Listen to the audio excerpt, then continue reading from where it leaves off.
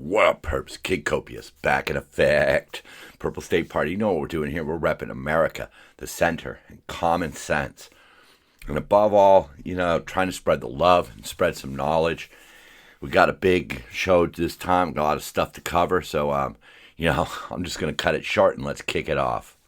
All right, well, as a child of, I guess, the 80s, partially the 70s, but a child of the 80s, I grew up watching The Cosby Show. Saw every episode of that, and the passing of Malcolm Jamal Warner really hit hard. I was also a huge fan of Hulk Hogan. I remember when he body slammed Andre the Giant at WrestleMania. I had all the T-shirts. I was a Hulkamaniac. I know in his more recent times, he's kind of fallen off the wayside with a lot of people.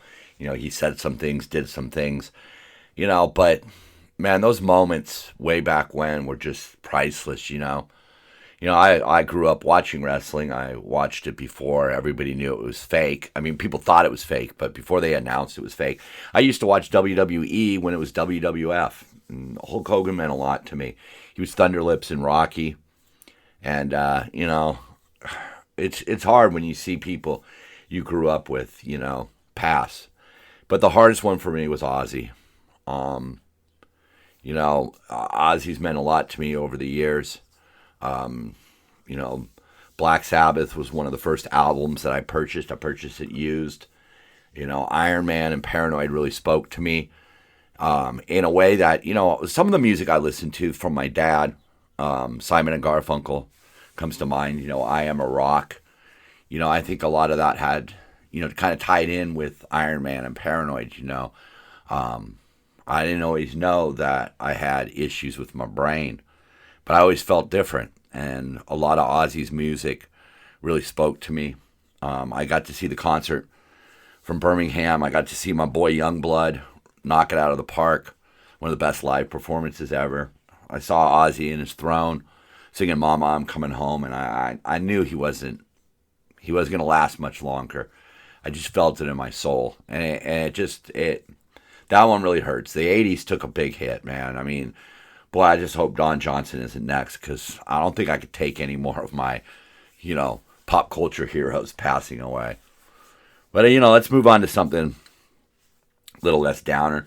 They did some AI studies, and they were asking AI to come up with different theories, projections, things like that. And what they found was that the AI was making up studies.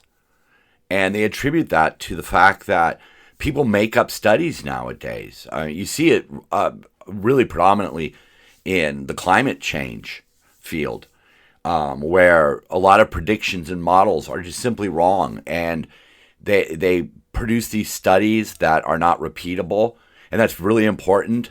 If you say that XY equals Z, and then the next person comes up and XY equals Q, and nobody could ever make it equal Z, well, it's not much of a study. But people are just making up studies nowadays, for clickbait. That's what it comes down to. Our world is being destroyed by clickbait because so many people are being misinformed, including AI, which sees that people are producing studies that can't be backed up or don't even exist. And so AI just says, F it, I'll do it too. So as a lifelong Californian, In-N-Out is, one of the many symbols of California. It was one of the perks of living in California. And now their leader, their CEO, is moving their headquarters to Tennessee. They're keeping their corporate offices here, but they're going to restructure. You know that. California has become a mess for businesses. They don't want you to start businesses. And even worse, you take some of the companies that are big in, California and places like that, like Meta, for example. Meta produces, goes to Congress and says, hey, if you're going to have a social media company, you need to have X amount of employees dedicated to, filtering the content, blah, blah, blah, blah, blah. And what they're really doing is making sure that competition has to spend a lot of money up front to even get off the ground. And California is, as far as I can find, the leader in this, where they put these prohibitive laws in And then they just try to tax the shit out of it because everybody thinks that corporations are evil. They may well be. Lots of corporations are evil. I mean, the pharmaceutical industry as a whole is just about profit. It's not about curing people. It's not about goodwill and kindness. But California plays right along with that. And, as I said earlier, as a lifelong Californian, imagine working your entire life here. All of those income taxes, all those payroll taxes, all those fees and other taxes and expensive gasoline and expensive housing. And I mean, I mentioned it last week, I'm going to have about a $500 electrical bill from running the AC. And after struggling my whole life to make it here and to love this state, when it comes to my retirement, it's very unlikely that I'm going to be able to retire here. You work your whole freaking life and then they just ask you to leave. And that's, what I'm seeing from In-N-Out. I'm not against In-N-Out in any way, shape, or form. I think they're doing what's right. They're trying to expand their operations. They're bringing it back to, back east somewhat, Tennessee, and other states that it will be supplied from their Texas plants. And, all I could say is, when the frick are you going to reconsider how you make your fries? Because them nasty. Yeah, In-N-Out fries are nasty. That's kind of vicious. But it's true. And here's another true but vicious response. Last weekend they had the WNBA All-Star game in which, you literally saw a girl from the three-point line completely miss the ball. She airballed it. But these girls come out wearing these shirts that say, pay us what you owe us. And, it's really easy for this, the ease, the entitlements, the endowments, the empowerments, right? So you think, oh boy, the WNBA is ripping off these girls, right? And that's not cool. But, they've never turned a profit. They've been around for 28 years and have never turned a profit. Their losses in 2023 were around 10 million. In 2024, that number ballooned to 50 million, even though they grew the revenue by 200 million. And in truth, the WNBA, the WNBA is owned, 60% of it is owned by the NBA, who props it up. So you have these girls saying, pay us what you owe us, but yet it's the men's league that's paying for the women's league. So when these girls come out with that, people are just like, what are you talking about? Like, what are they going to do, send you a bill?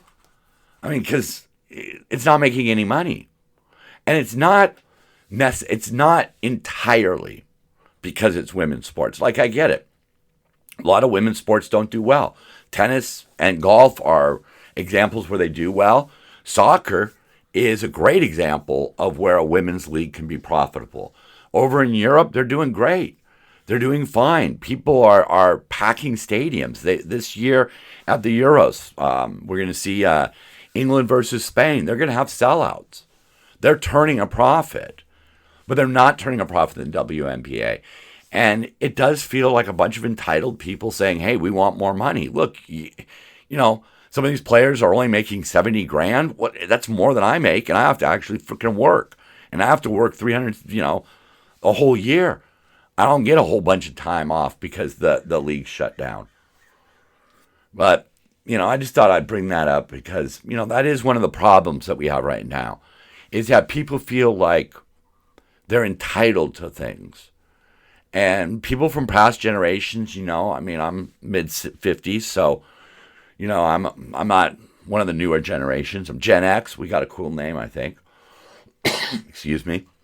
But we had to work hard for everything. We didn't feel like things were going to be handed to us. Although, truth be told, I thought the world would fall into my lap, And instead, it didn't. And I went off the rails. I tried the college thing. I tried all that. I worked as hard as I could. And then my life fell apart and I had to work really hard to get it back.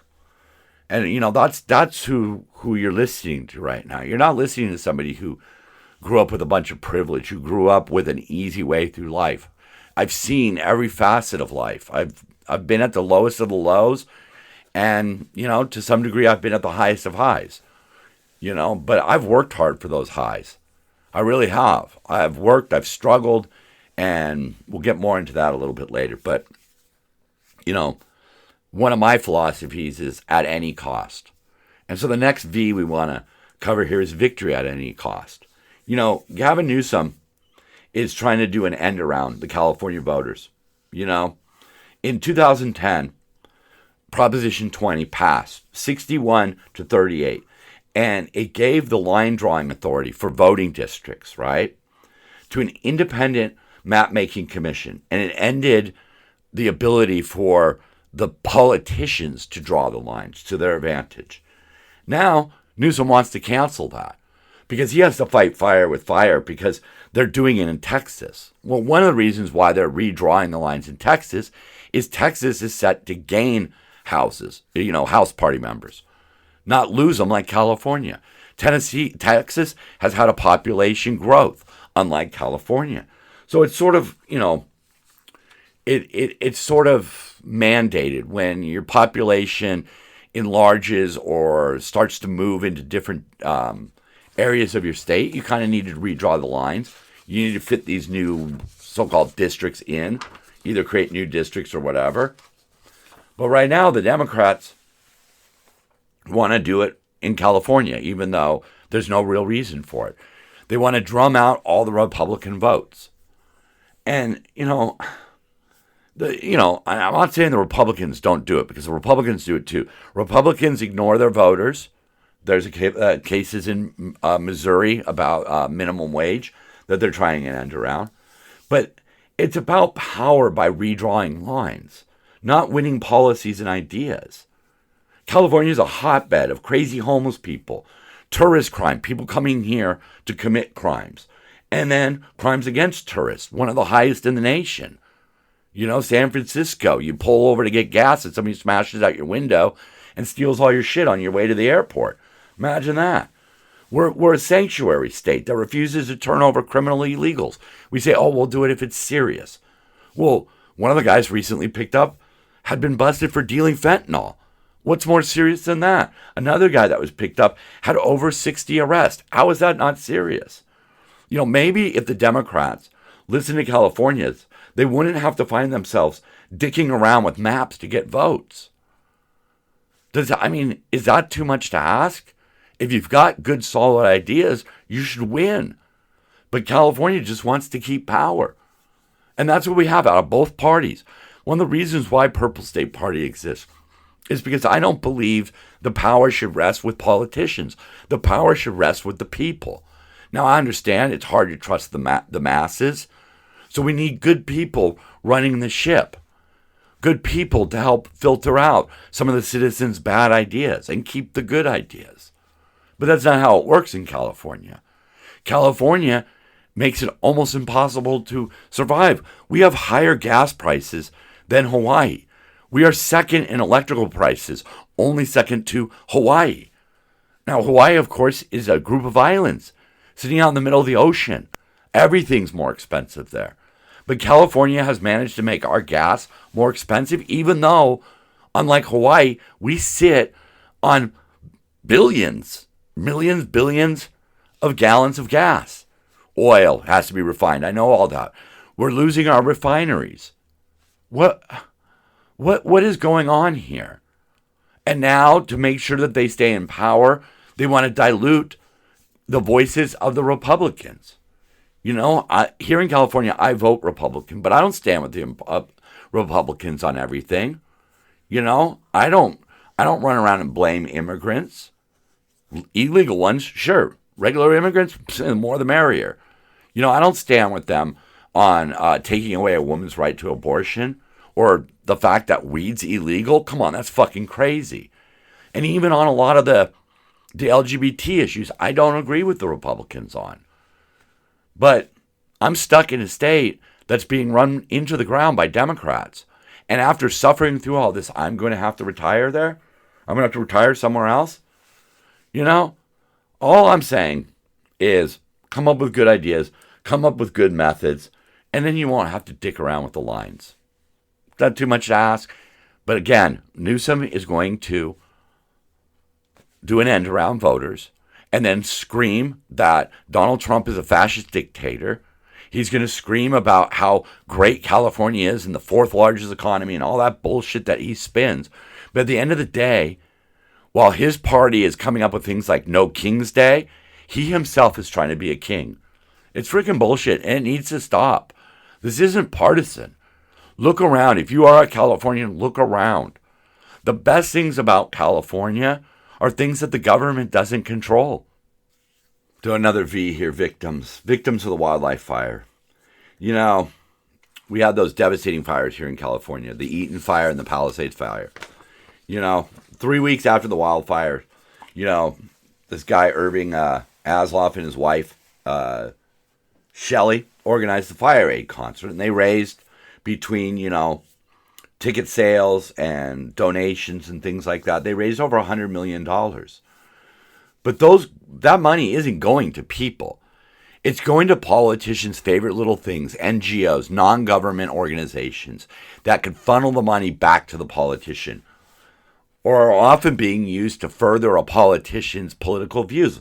Some of the money has gone to a nonprofit community development financial institution called Action for the City that gave outdoor workers like street vendors $500 in cash. Okay, well, that's not the people. Those people were affected by the wildfires and the fact that they don't have the street traffic anymore, but they didn't lose their homes necessarily. So I don't know why they're getting cash. The Filipino Workers Center received an undisclosed sum for supporting workers displaced by the fire. Again, that's interesting, but that should be the job of unemployment. I don't know why these advocacy groups have the money. They also gave a bunch of money to the Native Vote Project that helps displaced Native American families with financial assistance and mental health services. Okay, good. So now we've covered street vendors, landscapers, and recyclers. We've covered Filipinos, and we've covered Native Americans. That's cool, but what about the rest of the people? The problem with these NGOs, and one of the things that I would like to see instituted, is the fact that a lot of this money gets spent on things other than the stated goal. If you can take 65 cents out of every dollar donated and turn that into operating costs, you have high salaries. Just like being a politician shouldn't make you rich, running a charity shouldn't make you rich. I don't understand why we've allowed this. That's something that I would really, stress if I was ever in a position of power or could get my shit together enough to actually do some action out there. But we need to raise the standards of charities. Keeping 65 cents out of every dollar for admin is ridiculous. I mean, look at this. Here's another recipient that got money from FireAid. Okay, this is the people who got it in the Pacific Palisades. Pally Strong, who obtained $500,000 to create an online hub to disseminate information to community members in real time. So, $500,000 to start a fucking website where people can get information? Why? Because information is so hard to find on the internet? I don't get it. This is one of those things where of that money, how much of it's going to salary? How much of it is going to go to political contributions? How much of the salary is going to go to political contributions? There's end runs around it. Now on to the Eaton fire. The Eaton fire could drain California's $21 billion wildfire fund if local utilities found guilty of sparking inferno. Yeah. See, part of the insurance cost that we have here is they pay into this. And essentially what it's designed to do is make sure that the privately owned electrical or energy producing companies don't go bankrupt because of these lawsuits, right? And I mean, it does make sense. I mean, we should have safety nets. I am a believer in safety nets. I know that's a liberal idea, but safety nets are good. California blows through all their safety nets as it is. But this fund is not going to be available to Pacific Palisades because Pacific Palisades relies on Los Angeles Department of Water and Power. So where are those lawsuits going to come from? The problem with this is that if you sue Southern California Edison, right? 15 million people service them. are served by them. If you sue Southern California Edison, they're going to pay out whatever you ask, basically. They're going to have like a high-end settlement, and then they're just going to get their money out of the fund. So they're not going to try to actually fight any of these cases. They'll just settle and make and use the state fund to pay for it. But where's the money going to come for the Palisades when all these lawsuits go on? That's the part that the media really doesn't like to show when it doesn't benefit their narrative. We're about to get to that. But, faced with this potential depletion of the fund, Newsom and his fellow council members were said to be trying to find ways to strengthen the balance sheet. The LA Times reported last month that one proposal under consideration is having the utilities customers foot the bill to tunes of billions of dollars. I'm paying $500 a month so that I could keep my house cool. So when I come home after working outside most of the day or in hot, sweaty warehouses, the sun might not be beating down on you, but, people know what it's like to be in a warehouse. It gets quite humid in there. What am I going to be paying next year under this proposed thing to cover these losses that, essentially one of the things that's coming out is it's possible that an electrical device that hasn't been in use since the 70s was accidentally re-energized and sparked a fire. And so now, while everybody's out there cheering about all these lawsuits against these evil corporations, remember, it's ultimately going to fall on us to pay for it. And that's really symptomatic of California. California makes bad decisions. They waste money. People defraud them. They give money to charities that just piss the money down a rat hole. And then we have to pay more. So before they start redistricting and refilling this wildlife fund, why don't you think about wildfire fund, why don't you figure out ways that don't impact our bottom line? Because right now, I know I speak for millions of Californians. Our bottom line is about as low as it can go right now. We can't save. We can't really plan for any sort of future. And we know in the back of our minds that when we get too old, we're going to be asked to leave. I mentioned they don't like to bring up the lawsuits when it doesn't suit the narrative. Well, here's one right here. 2 Columbia University maintenance staff workers who allege they were held hostage by anti-Israel protesters during a riot last year and were forced to scrub swastikas have settled a complaint with the Ivy League school. Now, this does not mean that they're dropping the lawsuits against the individuals. So these 2 guys, Lester Wilson and Mario Torres, settled with the university for an undisclosed amount, days after Columbia announced a $220 million settlement with the Trump administration. $220 million. They just pissed down the rat holes for civil rights violations and discriminatory practices in an effort to restore federal funding. The 2 men, like I said, are going ahead with the suits against the individual protesters. The pair, who have reportedly worked at the university for 5 years, claim they were assaulted as protesters stormed the campus building on April 29, 2024. They terrorized the 2 men into the early morning of April 30th, assaulted and battered them and held them against the wills. When the janitors attempted to defend Hamilton Hall from the individuals, they were called Jew lovers, Jew workers, and Zionists. At the time, the protesters renamed it Heinz Hall, whatever the fuck that means. But prior to taking it over, the protesters allegedly agreed that they would intimidate, harass, bribe, threaten, and/or assault and batter such employees who posed a threat to their plan. At one point, Torres reportedly used a fire extinguisher to defend himself and was hit on the back by protesters, while the other one was shoved to the ground and furniture was pushed onto him. One of the rioters who shoved Torres said, "I'm going to get 20 guys up here to fuck you up." Yeah, that's your peaceful protest, folks. That's your peaceful protest. Those are violent extremists who got a bunch of dough-headed frickin' liberals to follow them. All over what? Israel retaliating for what happened on October 7th? That's pretty messed up. And these lawsuits are going to continue. And besides Fox, I think a lot of places are going to somewhat bury them. One of the things these news agencies do is to maintain their credibility. They do report on these issues, but they don't necessarily put it on the front page because it doesn't support the narrative. Well, good luck with all that, because when you're in court, your narrative is not going to get you out of it.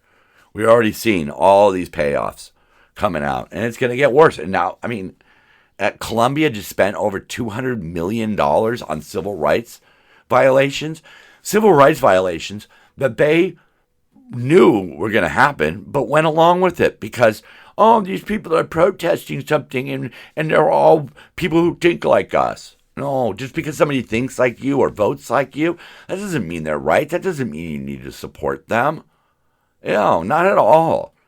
I support what's going on with the immigration roundup, with ICE going out there and getting people, but I'm not happy with the way they're doing it. I'm not happy with the people that they're targeting. I wish they could do it just a little bit better, but at the end of the day, I also realize that part of this is in response to the sanctuary state that we have here. It's the same thing. I understand that there's people out there who are worried about the citizens, so-called, of Gaza. But to assault janitors, to assault people violently, no, you can't get behind that. And if you're a Democrat, how can you get behind that? And that's the problem that we see. Not enough people in their respective parties stand up and say, no, this is bullshit. But we're going to see that at the midterms. We're going to see where America stands. And if people stand with these people who are full of bad or just extreme ideas, we'll see. I'm watching you in New York. As many people know, Chef Ann Burrell passed away a month or so ago. And recently it came out that it was suicide. She had taken a bunch of pills. And, she died. And, it's hard for me. The Kurt Cobains, the Chester Benningtons, and people like that who commit suicide. I was never a fan of Nirvana, but I'm less of a, I'm kind of anti-Nirvana now because you really let people down. And that's what I always keep in mind. I myself know what that's like to be in that frame of mind. I've been there. I've tried it. Now I have a lot more to fight for. Mental health is really important. It's something that is being drastically overlooked in today's society. While people are trying to con the government into giving them money to tell them why the climate is going to doom us, even though, myself, I believe that it has more to do with what the earth is doing than what man is doing. But we need to get to the bottom of what's going on in this country. We need to get to a bottom of why everybody seems so on edge and why so many people are sad. I'm lucky. I have my mom, my wife, my daughter. Those are the people who I'm not going to let down. I don't want to let the people who listen to this show down. Like I said earlier, I grew up listening to Simon and Garfunkel. I Am a Rock, Paranoid by Black Sabbath, Iron Man. And you have to build yourself up to resist these breaks. It's your strength is really shown when you're lying broken at rock bottom. And believe me, for a former alcoholic, a former drug addict, I know rock bottom is a lot lower than most people think. What you might think of as rock bottom, I ain't shit. Look at all the people on the streets. They rather do their drugs. And that's what keeps them alive, because they want to do more drugs the next day. It's a weird world we live in, where you can be addicted to a substance, but it keeps you alive while simultaneously killing you. But, if you suffer with this, or somebody who suffers with this, you got to build yourself up. You got to be that rock. I am a rock. I am an island. You need to fortify yourself, because life is going to throw curveballs. And even if life doesn't throw you a curveball, your brain can throw you a curveball. Been there, done that. It fucking sucks. It's not just medicine. It's not just willpower. It's a combination of whatever works. by any means necessary. One of the best things Malcolm X ever said. And I urge you, if you are struggling inside your head, medication will give you that boost or that bit of respite so you can start to wrap your head around it. One thing that I always practice is, when I'm stressing or worried or anxious about something, I take it to the nth degree. I take it to the worst case scenario. And I think about my plan. How am I going to deal with that? Just what you have to do. You have to fight back. And sadly, Ann Burrell fell to it. And, it's a tough one. It's a tough one, and then that came right on the heels of losing Ozzy. And, it's a difficult time right now, folks, and that's why at the end of the show I say love one another, because we're all in this together, and the people who I hurt the most for, feel their pain the most, are the people out there alone. If you're alone, you're not here. You're not alone when you're here. From where there's a way to reach me, there's an email, there's comments on my website, 9sp.org. Check it out. Anyhow, thank you for your time. I'm Kid Copious. I'm Purple State Party. And so are you. Love one another. Keep on grinding. And one of the best ways to shake off those sad feelings is to dance it out.